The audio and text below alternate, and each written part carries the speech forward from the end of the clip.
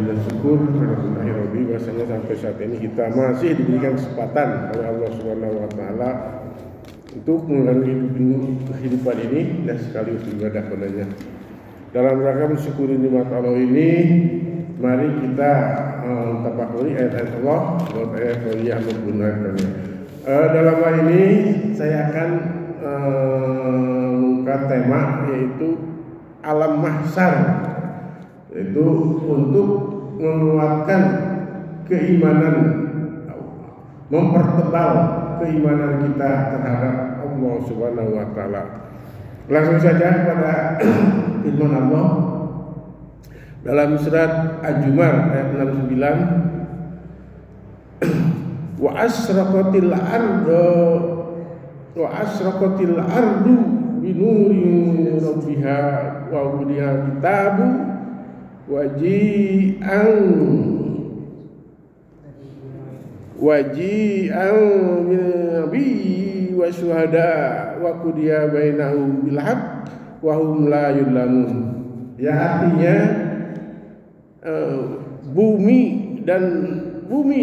padang mahsyar menjadi terang benderang dengan cahaya keadilan Tuhannya, ya Tuhannya, dan buku-buku perhitungan perbuatan mereka diberikan kepada masing-masing nabi, dan saksi-saksi pun mereka secara adil. Saksi-saksi pun dihadirkan lalu diberikan putusan kepada mereka itu, di antara mereka itu secara adil, sedang mereka tidak dirugikan. Ya. Ini di dalam surat Al-Jumar ayat 69. Ya, di sini kondisi awal secara umum manusia ketika itu yaitu akan berada dalam keadaan tidak beralas kaki, ya, tidak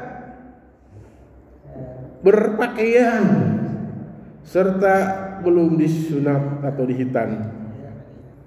Ini Rasulullah SAW bersabda, ya, dalam hadis riwayat Muslim yang bunyinya, yuhsyarun nasa yauma qiyamata hufatan ujjatu ujla, yang artinya manusia pada hari kiamat kelak dihimpun di padang mahsyar dalam keadaan tidak beralas kaki, telanjang bulat, dan tidak disunat.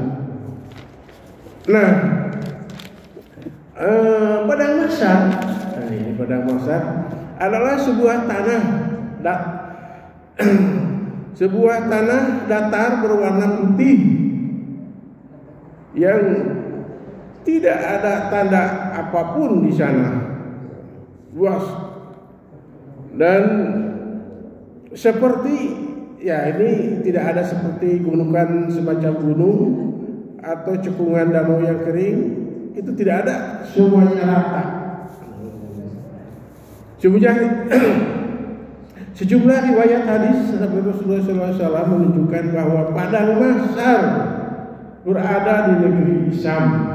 Nah, negeri Syam dikenal saat ini adalah meliputi 4 negara, yaitu Palestina, Syria, Yordania, dan Lebanon. Nanti menurut riwayat ini dikumpulkan di sana tentunya setelah bumi ini diratakan, ya. Barang siapa yang meragukan bahwa tanah mahsyar berada di sini, kata yang di Syam, ya, Rasulullah bersabda, hendaklah ia membaca surat ini. Ya, surat ini surat Al-Hasyr ayat 2. Nah, kemudian Rasulullah SAW bersabda kepada mereka, yaitu keluarlah. Mereka bertanya, kemana ya Rasulullah? Nah, beliau menjawab, ke tanah Masar. Kemudian Maimunah juga meminta fatwa dari Rasulullah SAW tentang Baitul Maqdis.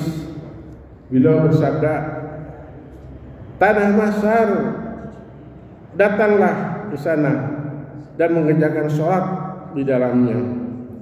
Mengerjakan sholat 1 kali di sana sama seperti mengerjakan 1000 kali di tempat lain. Hadis sahih dari Abu Hurairah radhiyallahu anhu.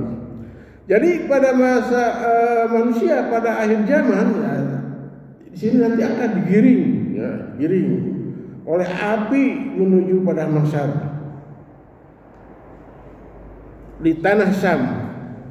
Setiap manusia akan digiring dengan cara yang berbeda-beda, dan api tersebut akan selalu mengintai atau menyertai mereka saat bermalam ataupun beristirahat, ya, sejenak dalam perjalanan.